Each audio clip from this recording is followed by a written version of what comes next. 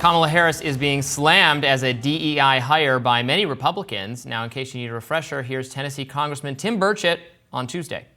Biden said, first off, he said he's going to hire a black female for vice president, and that he just skipped over. What about white females? What about any other group? When you go down that route, you take mediocrity, and that's what they have right now as a vice president. So are you suggesting she was a DEI hire? 100%. She was a DEI hire. And Republican Congressman from Wisconsin, Glenn Grothman, said this over the weekend. But apparently they feel, or a lot of Democrats feel, they have to stick with her because of her ethnic background. Apparently, they did not get the memo that the GOP seems poised to run away from making this about race. Well, race. Speaker Johnson spoke out against this line of criticism, as did former Speaker Kevin McCarthy. Let's watch. Two attacks I've heard Republicans give that are totally stupid and dumb to do is the DEI attack. Okay? The other attack that I would not do is saying that the president has to resign. Interesting. That would be an advantage for Kamala. Air Force One is very powerful when it lands somewhere. And you know what? Something will happen between now and the election, a hurricane or something else, and she'll be able to present herself as a leader. Or maybe there's some foreign policy. That is a mistake for any leader to go out and say that on the Republican side. This DEI, that seems like a petty. Look, I disagree with DEI, but she is the vice president of the United States. She is the former U.S. senator. These congressmen that are saying it, they're wrong in their own instance. I am very clear and very consistent about this. I talked with the members this morning. This is an election about competing policies. It's not about personalities. We do very well comparing the records of Kamala Harris and the Biden-Harris administration and the Trump administration. Morning Joe criticized the GOP's obsession with DEI. Let's watch. In 1951, I'm so was he about to go into like a country club in like rural Tennessee there, like in 1951? Is he serious? If you are a black woman, then you're a DEI hire?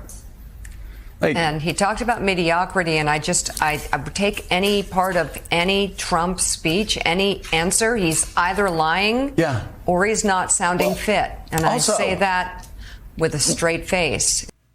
So I actually disagree with everything Kevin McCarthy said there in his little interview, and it's a good thing he's not the leader of the GOP congressional delegation. You think it's good if he to feels run on that the way? DEI stuff? I think it's perfectly fine. It's not to denigrate her, obviously, for her race or her gender. She is perfectly qualified. But the Democrats put themselves in the position when they said, or when the media made them say, we're going to pick a black woman to be the vice president. That gave rise to the idea that she was selected specifically for that job because of some demographic identity-based reason. But Thus, if she's perfectly the DEI qualified, criticism. why does that matter? Why is that a problem if she's perfectly If they had never done that and he had just selected her, do you doubt she was selected because she's a black woman? She was selected because she's qualified. She was selected because she's a black. I mean, Joe Biden said, I am only considering a black woman for this position because But he didn't pick any black woman off of the street, Robbie. So why does it matter if she is a qualified candidate to be vice president that she also happens to be a black woman?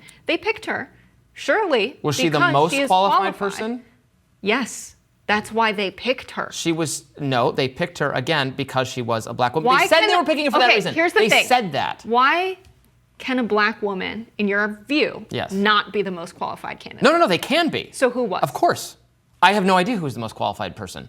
But I know that she was picked for an identity-based reason because they said they were doing it. It doesn't mean she's unqualified. Or it doesn't mean... So they have to be careful in what they say, and they should definitely not make this about race. They should not suggest that a black woman is unqualified. They should not do that.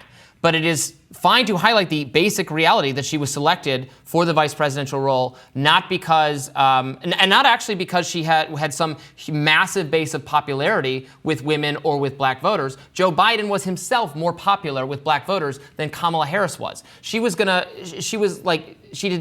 demonstrating a natural affinity to speak on those groups or to talk to issues that matter to those groups. She was picked for a very skin deep reason. That's just reality. No, she was picked because she is qualified for the position. There were many black I women accept they that she's considered qualified, but who were qualified for the position. They decided that she was the best campaigner and was the best person to choose as vice president based on the platform she ran on, based on her public, among all of the people in that field of those who were aligned with Joe Biden's agenda. She was picked because she is the most qualified and has the ability to speak to an audience Amy in a way Klobuchar, that Barbara Elizabeth Lee Warren, maybe couldn't. Pete Buttigieg, and Bernie Sanders all performed better in the But that's objective. your opinion. No, it's not my opinion. It's that part of it is objective. They all did better in the 2020 primaries to determine who should be the Democratic nominee. They all did better than her. She was picked over them because Joe Biden promised to and was forced to make the promise that he would pick a black woman. So that's what gives rise to this criticism. I don't think that's true. You can't really judge. But they made it farther in the process. They did better in the primaries. Right, but if they're not the most aligned with Joe Biden's agenda, why would he pick them? There are people like Youngkin. J.D. Vance is currently the least popular vice presidential pick at this stage in the race than anyone in history. I don't think he was a good pick. I've criticized the choice. He was my least favorite pick of the choices made. I think there might already be some buyer's remorse because this is going to be a closer election, I think, now that it's Kamala Harris instead of Joe Biden. And I think Trump could have done himself a lot of good by picking someone who is a little bit more appealing to moderate, without selling out the entire MAG idea and doing something like Nikki Haley, which I would be totally against, but someone who is maybe a little bit more reassuring to moderate or swing state Republicans than J.D. Vance, who's pretty hardcore on the MAGA agenda, comes across a lot like Trump himself. I think that was kind of a political blunder. And I'm perfectly willing to say that. So was I also think it was a political blunder to pick Kamala Harris back in 2020, even though she did not demonstrate a lot of appeal to voters, even relative to the other candidates in that race.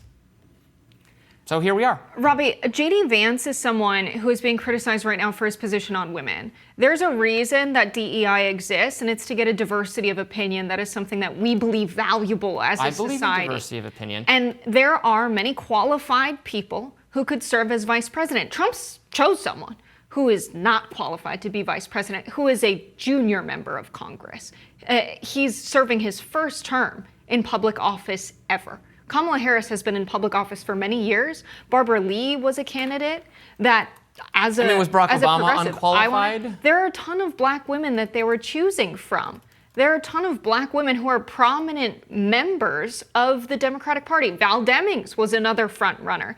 There was a whole list of people. Nina Turner would have been the vice presidential pick, in my opinion, if Bernie Sanders ended up securing the Barack Obama was a one-term senator when he got elected to the presidency. J.D. Vance has, less political experience than is ideal. I'm not particularly going to defend him because he wasn't my favorite selection for the job. But again, how did DEI get us a candidate that's more qualified than J.D. Vance? What do you mean qualified? DEI is a problem. If duration of term of service is the only qualification, then they've swapped the most qualified person for a less qualified person because Joe Biden has been in government since the Stone Age. It's not just a case of who's served in government the longest. In fact, some voters.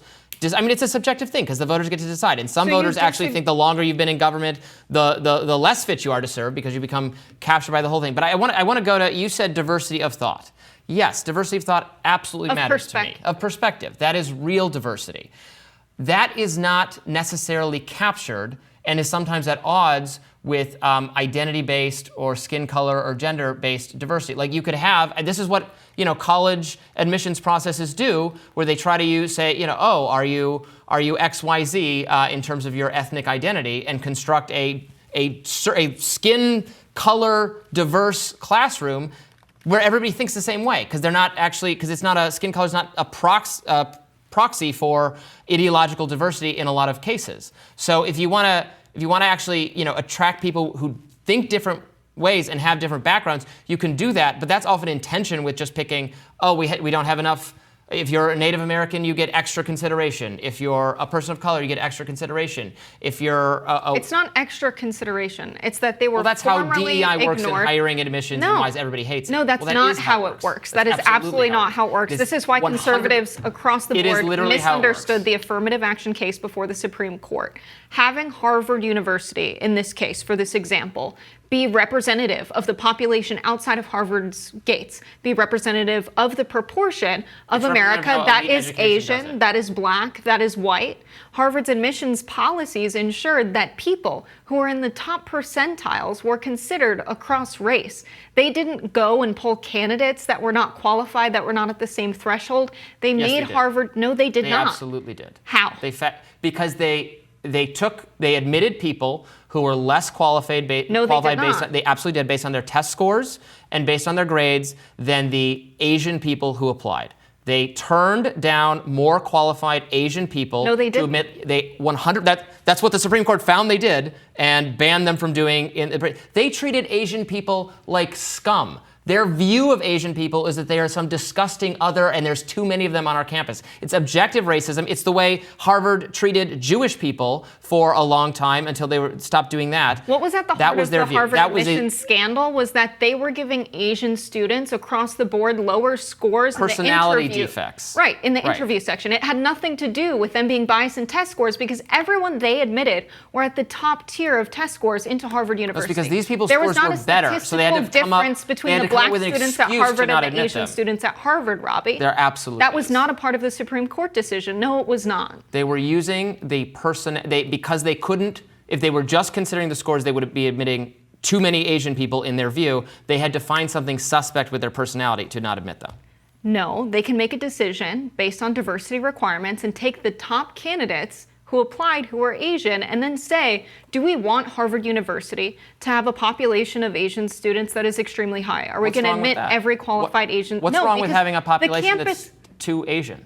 Tell me, what's wrong with that? There's nothing wrong with having what if a Harvard is population that would be 100% majority Asian? Is that a problem? I don't understand. But they want their student body to look like Harvard beyond Harvard's gates. And a big reason they choose to do this is because a lot of qualified students that apply that are Asian are from foreign countries. And a lot of the students that apply that are Black are from lower income areas and have to work twice as hard because the schools get less funding across the board in the United States than schools that are majority white. So the population of applicants in total is smaller than what we see proportion-wise than other racial categories. Should DC's basketball team reflect the diversity of America, or should it just be the best people at basketball, and if that happens to be mostly Black dudes who are 7 feet tall, that's fine?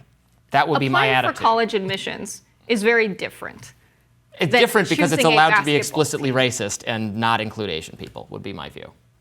They're not excluding Asian people. They have a higher not anymore, Asian. Because we Robbie, their Asian population of students is higher than the population proportion in the country. Likewise, their population of Black students at Harvard University is lower than the population of Black students. They already are underrepresented within Harvard's gates. They're trying to correct that with DEI policies. Similarly, picking Kamala Harris for president is not picking someone who is unqualified. They're picking someone who understands women's perspective. J.D. Vance said in a Fox News interview on reproductive rights, men want to be bred and we deserve to be pregnant. At a time when we're considering abortion rights and women's rights in America, having a woman run for office on the ticket is something that half the country, women, will look at more closely than someone like J.D. Vance, who thinks he's entitled to get women pregnant. This is a huge miss, and that's why diversity of perspective matters to people in Harvard and to people across the United States. All I'm saying is I think the Democrats in the media set her up for this level of skepticism when they insisted that the choice be a Black woman, and so that will be the DEI criticism. I'm not saying she's unqualified. Qualified is really, like, I disagree with her. She's qualified to be president. So is Joe Biden. So is Donald Trump. So is J.D. Vance. I disagree with these policies and it's a policy-based thing, but I think people hate DEI and they hate affirmative action. Voters of California, her home state, very liberal state, have repeatedly voted to stop allowing the consideration of race in admissions and hiring for education, because this is not popular with this is a 65-35 issue, and so they're going to continue to make that charge against her. That's because people holistically don't understand what DEI is, because there's been so much misinformation in media, including what you've said about the admissions process at Harvard during this segment. I read all of the tables in that Supreme Court decision. I studied data and statistics, and all of the conservative commentary misunderstood what a proportion of the population is. Just because they are admitting a lower proportion of Asian students, if you get a pool of, say, 100 Asian American students, and you admit, say, 2% of that pool, let's say you're admitting 2 Asian American students, and you get a pool of 10 qualified black students, and you again admit 20%. You're still at 2 black students and 2 Asian students. The idea that because they were not admitting all of the Asian American applicants does not mean that they were discriminating against them. They had a larger pool to pick from because they got more applications from Asian students than black students. That's how admissions works. We can make this real simple.